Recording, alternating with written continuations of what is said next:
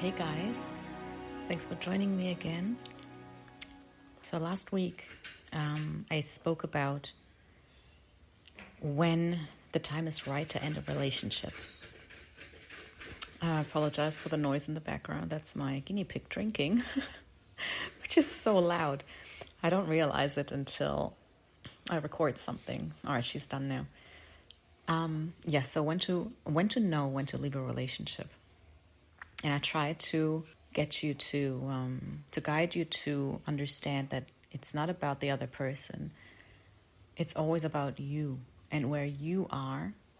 And I need you to be centered and healed and happy and at peace with where you are and who you are. And it's from that space that you can make good decisions for yourself, good decisions for your life. How do you get to that space? It takes work. It takes a lot of time. It takes effort. It takes practice. You need to be consistent and you need to continually want something better for yourself. You want to be better. You want to be the best version of who you are. You want happiness, not just for yourself, but for mankind. You want a better world, a kinder world. You want to live from the heart, not from the mind. You want to be at ease. You want to be at ease with yourself and help other people be at ease as well. And I think when you strive for something like that, for this, inner awakening and trying to move towards that best version of who you are, it is then that you can make decisions about your relationship, about work, about your family, your children, from that space where you're not distorted, where you're not somehow lost in thoughts about, am I being manipulated, or why is she asking that? What does she want from me? But it's purely open, a much broader perspective. Sorry, I'm getting so far, like, why are they drinking now?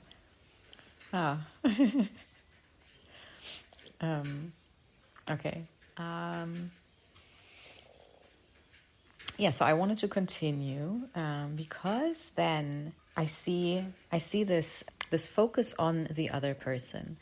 And I noticed that not just when you've been in a relationship for a long time, you've been married for a long time and things aren't going well and you're trying to think, is this it? Is this the right partner for me or not?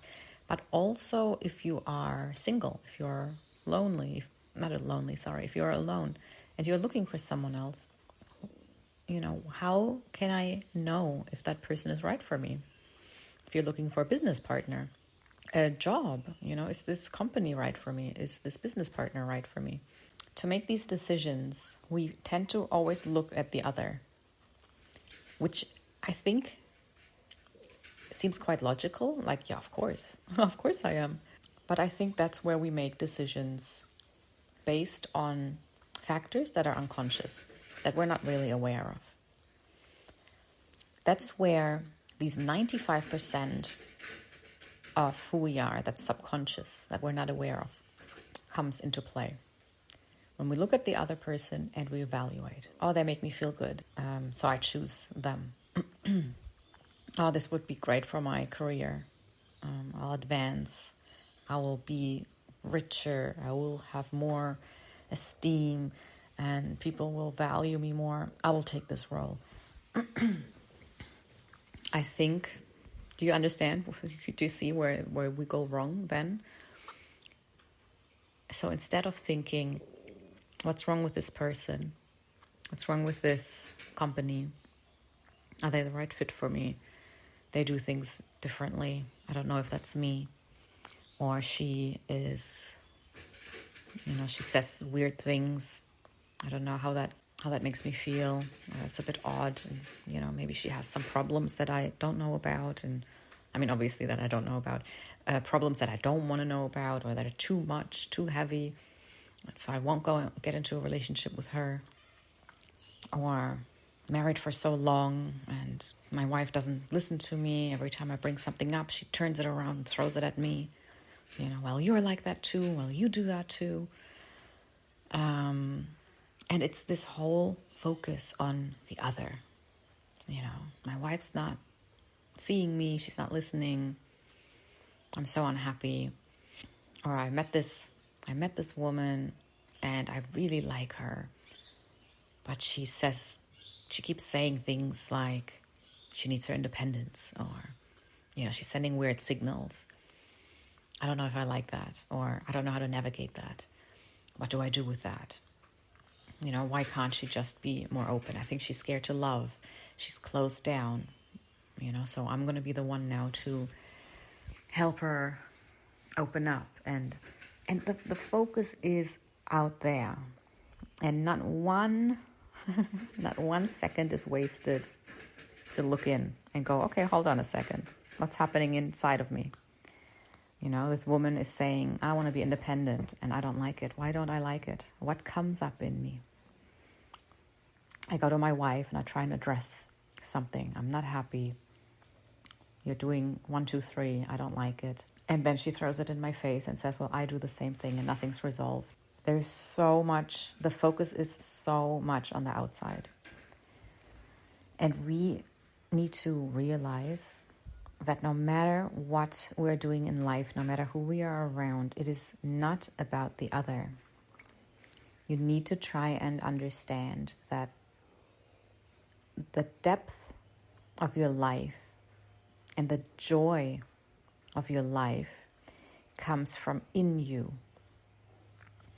It comes from being aware of your emotions, aware of your triggers, aware of what moves you, what you like, what makes you feel comfortable and uncomfortable inside of you, so you can watch that all happen and come up without reacting, without needing to change it, without losing yourself. That's not to say that you have to accept everything, but that is to say that your focus is on yourself first. You don't evaluate another person to say, they are right, they are wrong, they're not good enough, she keeps doing that, I don't want that in my life, she's not good enough. No, she is good enough. She's perfect. She's perfect the way she is. Everyone is perfect the way they are, for who they're meant to be. You make sure that you are perfect the way you are. You make sure that you are the best version of you. That's where your focus should be, not on what anyone else is doing. If you are focused on yourself and really feeling all the stuff that comes up inside of you, all the garbage, all the things that you've been living with your whole life, and you can bear them, and they will slowly dissipate, and they won't have a big effect on you and over you, but they'll just be you, a human being, just there, and that's fine. Your neuroses, your fears, your anxieties, your pettiness, your thinking you're better than anyone else. We all have this stuff in us, and it's so important for us to be aware of it. You don't have to be a perfect person, as in I'm going to clean it all up and now all that's left is like, bloody Jesus, like this perfect being that does everything right. It's about understanding, okay, I am human. I am flawed. There's a lot of stuff in me that I'm carrying from my childhood, from my earlier years, and it has shaped me this way. That means my mind operates in ways that are unique to me. It's not always the best, but if I am aware of it, I can allow it to be without freaking out, without it controlling me, without reacting to it and making myself miserable or the people around me miserable. So I'll give a concrete example. What I mentioned before. Say you're married, you are deeply unhappy, and you want to address this with your wife. You sit down and you say, I don't feel connected. I feel like you don't really want to be with me, or you always have something else to do. You put other things before us, before me. I don't feel like I'm a priority. And your wife says, yeah, well, that's the same thing you do. I feel the same way. You do that. You do that. And it becomes this, your wife isn't seeing you because you've come to her and try and explain to her how you're feeling and what you're going through. It doesn't matter if you brought it to her in a good way, in a compassionate way, or if you didn't do it perfectly and you're sort of saying you, which isn't ideal. Obviously, we're not meant to communicate that way, but a lot of us do, and it's human, and it's okay. It's okay if it happens. We're here to learn. But say that's what happens to you, and now you feel like, she's not seeing me, she's not listening to me. And you get frustrated, and you guys probably start arguing. And then nothing gets resolved because you don't feel seen, and then she doesn't want to listen to what you need because you're doing the same thing to her and she feels the same way. And that's it. And I think a lot of couples go through this. So in this scenario, what you would want to do to help yourself, to help the whole situation, is to put yourself away, to dissolve yourself, and this is where we come back to this live from your heart, and I guess a bit of non-duality, where it's just, you are not this person. Basically strip away all of your rights, all of your wants, all of the person, until there's nothing left but awareness. You want nothing, you need nothing, you deserve nothing, nothing. Just gone. Drop everything. That would be the ideal thing you can do in a situation like this, to come to the table empty, completely empty. And to then take the position of, I started a conversation, I put down a problem that I'm not happy, that something's happening I'm not happy with. And instead of being seen, now she's turning it around and throwing it in my face. Okay, you have no face, you are not a person, you are dropping everything. What are you left with? Someone else's garbage in your face. But, you did throw your garbage first, so forget that. You're left with her garbage now on the table. Look at it. This is where you can make a change.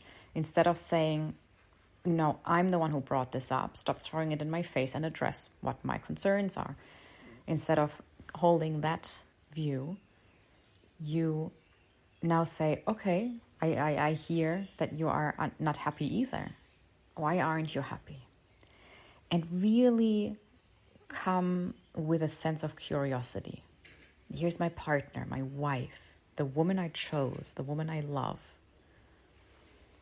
And she's now telling me she's not happy. I want to know, why are you not happy? What's going on? And dig a little deeper with concern. With wanting to know what's going on, let me see you. You're basically becoming the person that you want her to be. Someone needs to start. And we can't always wait for the other person to start. Become the one. Become the person that you want to be. Become the person that you want other people to be. Do you know what I mean? It's so difficult, I think, to do that, especially when there are a lot of problems or when stuff has been pushed under the rug for years, when emotions are deep and painful. But this is exactly why I say, before you make a big decision, before you end a relationship, before you enter a relationship, before you quit your job, get a new job, before the big decisions like that, there needs to be a clarity inside of you. You need to find that space where you can not just think about what you need from others and what you want from others, but where you are okay with who you are and where you are. That you're comfortable, completely comfortable. Everything you need, you are giving yourself. And people around you are just going to enhance what you already have. No one can fill anything inside of you. No one.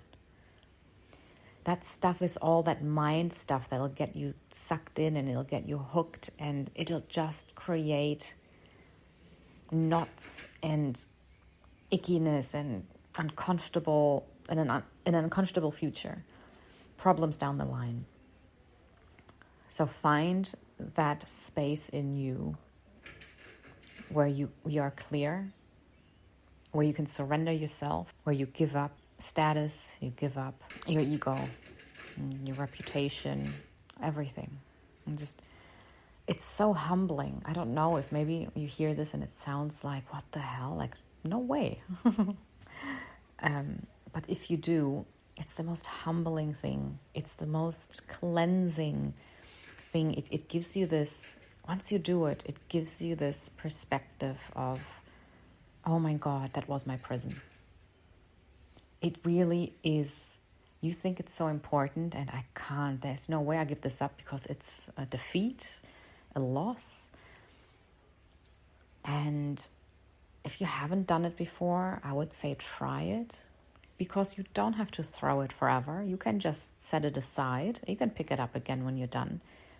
But as an experiment, if you haven't done this before, I would really recommend that throw yourself away.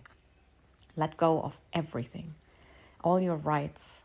Just strip yourself to nothing, like you are worth nothing. You are no one anymore. No one, nothing. Take away your roles, take away everything, and just be empty, empty, empty. It is the most freeing thing.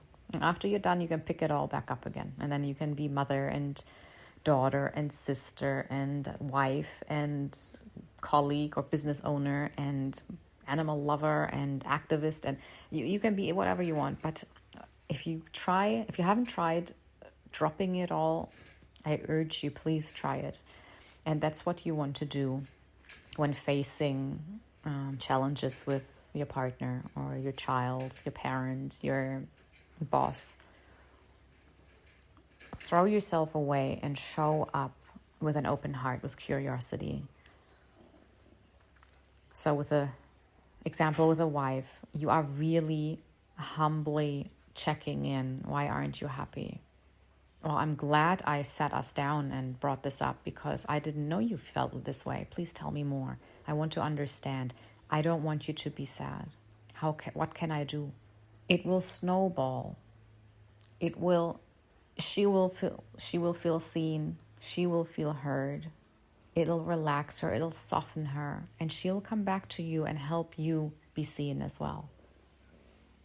I've seen this happen before. If you are soft, you have an open heart, and you fully listen to people and allow them to be who they are, not needing them to be anything for you, but just giving them the freedom to just be whoever they are without judging, then they will open up and they will grow and turn into a better version of who they are. And they will come back to you and also help you get what you thought you needed or wanted from them in the first place. But by then, it doesn't even matter anymore. You don't need it.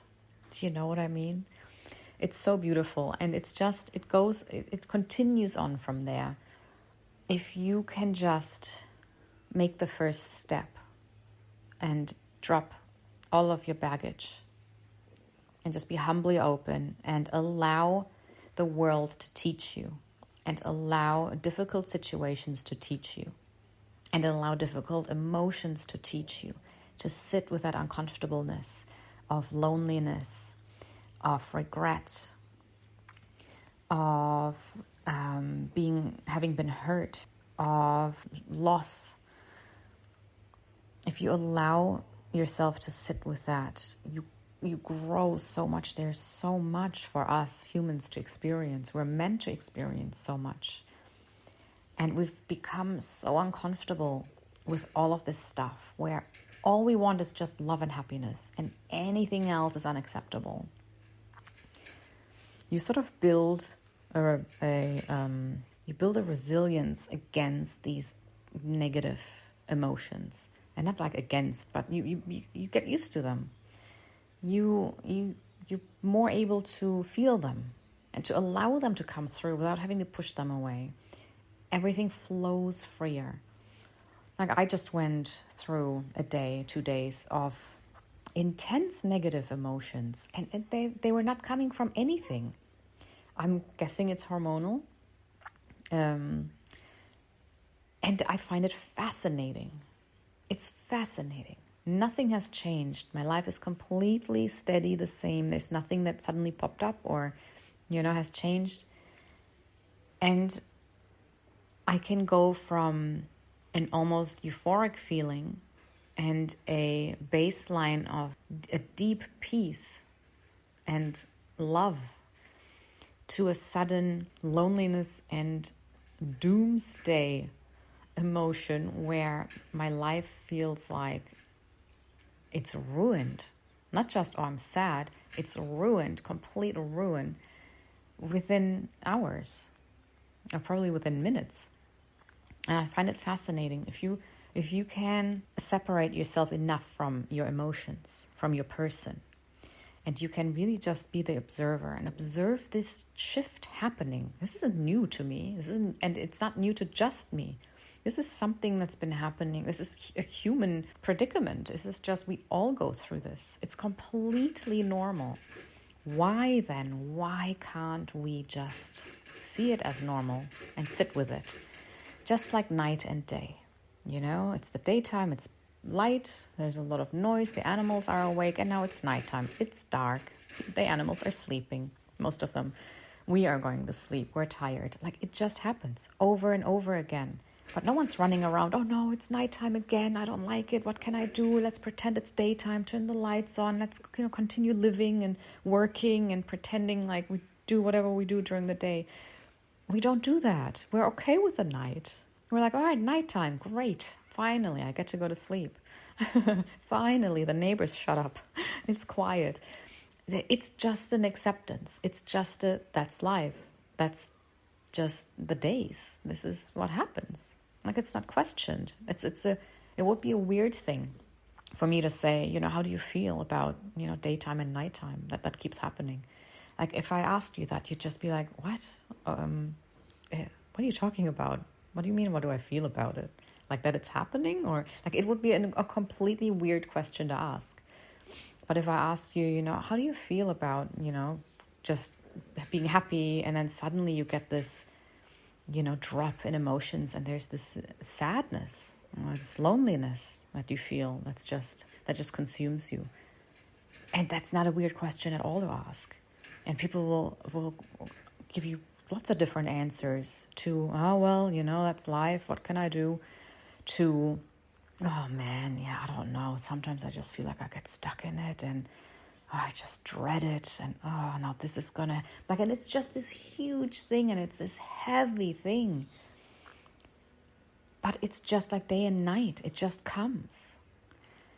I think when it lingers and it stays and it gets bigger and more intense is when we don't allow it to move freely, when we grab it, when we cling, clinging in the way of, I want to push it away, as in clinging to not having it. It becomes such a fight. And in that fight and in that attention that we give it and in this striving to not have it happen, what can I do to not make this happen? All right, I'm going to meditate. All right, I'll meditate more. And now you're not meditating to meditate. You're meditating to not have to feel sadness or loneliness.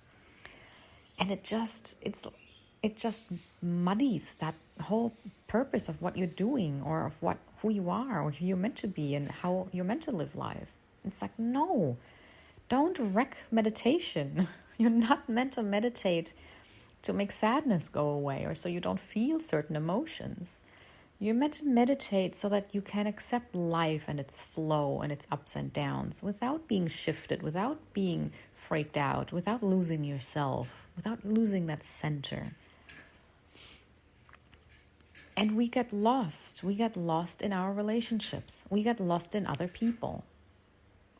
We get lost in our own person. We get so lost.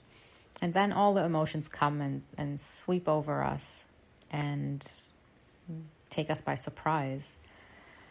And then we end up in situations where, I've been miserable in my marriage for 10 years, and every time I try and talk to my wife, she gets angry and throws the stuff I'm presenting back into my face, and nothing gets resolved. And I think that's a normal occurrence. And that's a normal occurrence across a lot of fields of life, not just with marriage or relationships. And at some point, you're just going to have to say, all right, do you want to continue living like this? Letting your person, your ego, guide you and control what's happening, and watch other people's egos control them and, throw that shit at you and around them? Or do you want to say, okay, I'm done with that. I don't want that anymore. I understand this is not making me happy. I don't want to live like this. I don't want to think that I need another person to be happy. I don't want to think that I need my wife to act 1, 2, 3, and now I'm happy. I don't want to live like my wife needs to change so that I can be happy. At some point you say, I want to be free. Just free.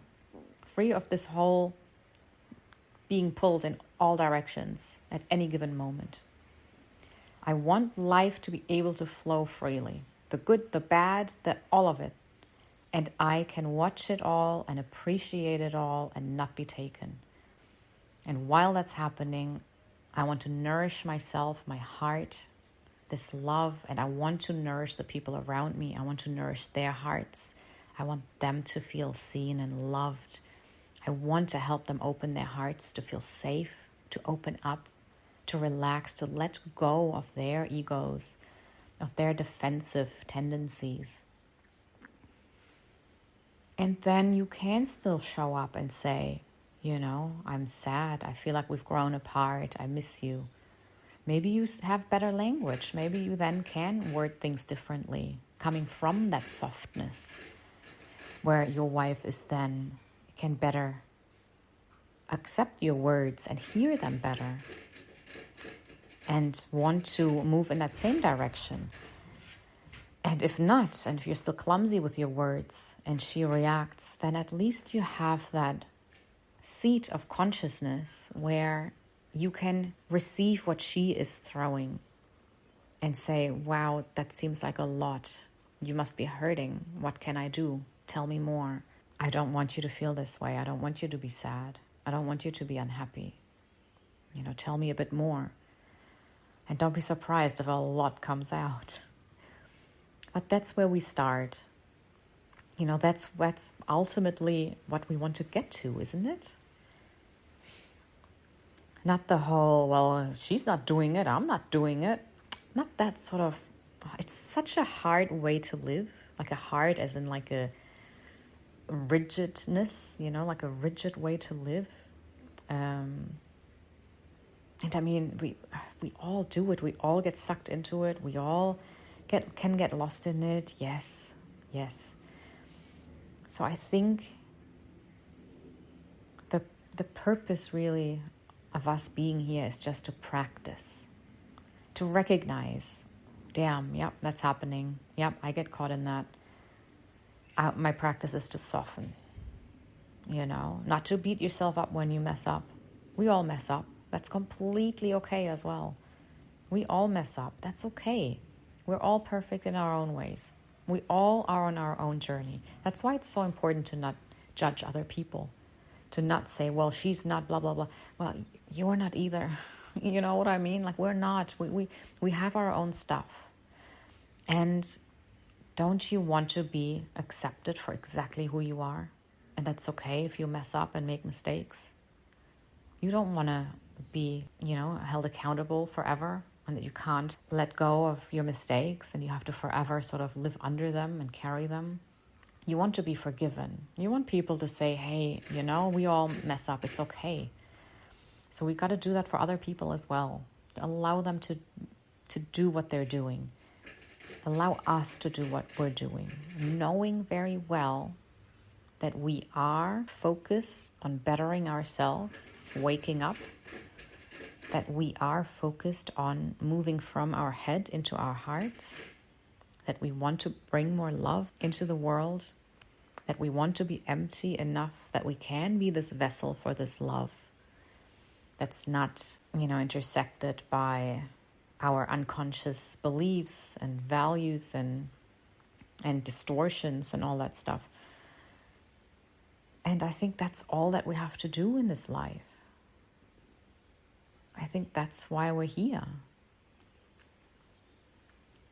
To wake up, to clean up, to drop all of this stuff that we've carried and picked up over the years, to just drop it all again, to be empty and light, and to share this love. And life becomes so meaningful and beautiful once that starts rolling, once that starts happening. No matter how we're feeling, emotions become incredible. It's like, wow, look at this sadness, look at this fear. Wow, where is this coming from? That's incredible how one person can change so drastically within, the snip of a finger. And how can I move gently through this? How can I help this body, this mind to move through it, to know that everything's okay while it's still happening? And you do that enough times, and then you just think, how can I help someone else realize that when they are moving through this pain, this loneliness, this fear, that they are okay, that this is part of life, and it's almost like a squeezing because you are growing. It's almost like a pain of just having become too tight again to hold what you truly are, and it needs to break through again and again and again, like a flower. If you have a flower and it grows, and you got to repot. You got to repot it, find a bigger pot as it grows, and you got to repot. And it's almost like the pains that we feel are part of us. They're not a bad thing. It has a purpose. Like night has a purpose. Like winter has a purpose. We need the winter. There cannot be a spring and a summer without the winter. There is a lot of stuff that's very important that happens during winter. And I think there is a lot of stuff that happens in us, in our psyche, that happens while there are painful emotions, or what we see as painful emotions. I think there is an incredible gift in that. And if we can just remember that quietly, gently in the background, and allow ourselves to move through all of these ups and downs, because just knowing that there is a bigger picture, that we just can't see it quite yet, and to have that trust that things are moving the way they're meant to, and we are moving to where we're meant to move, and to do what we're meant to be doing, to have this deep, deep trust that comes from an open heart. I think that's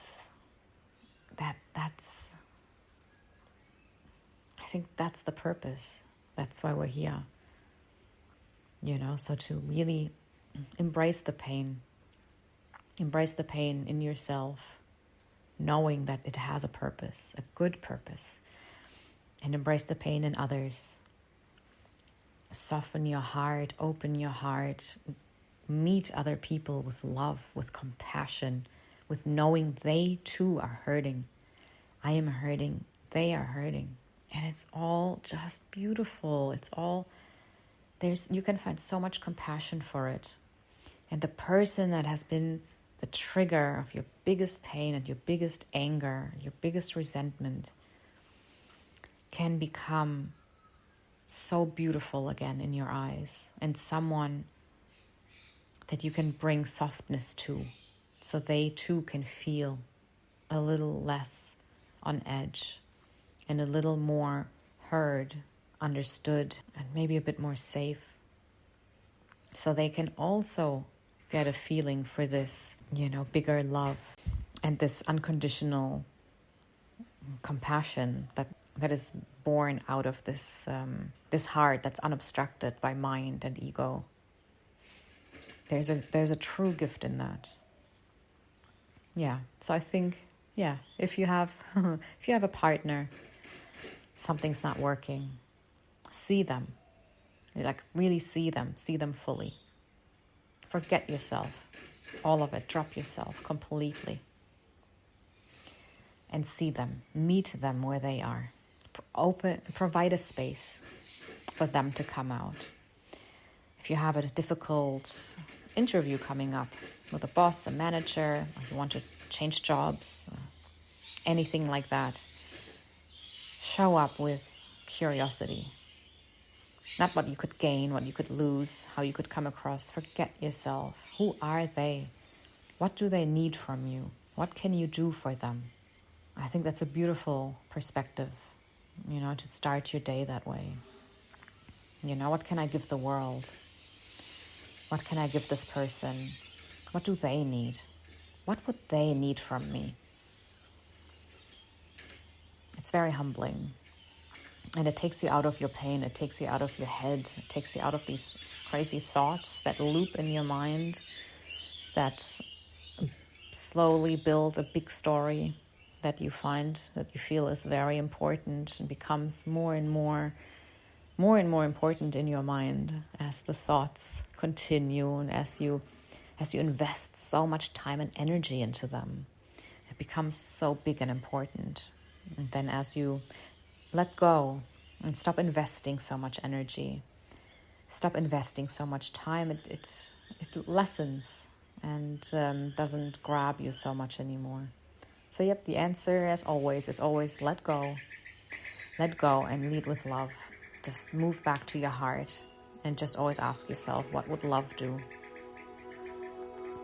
And you lead with that.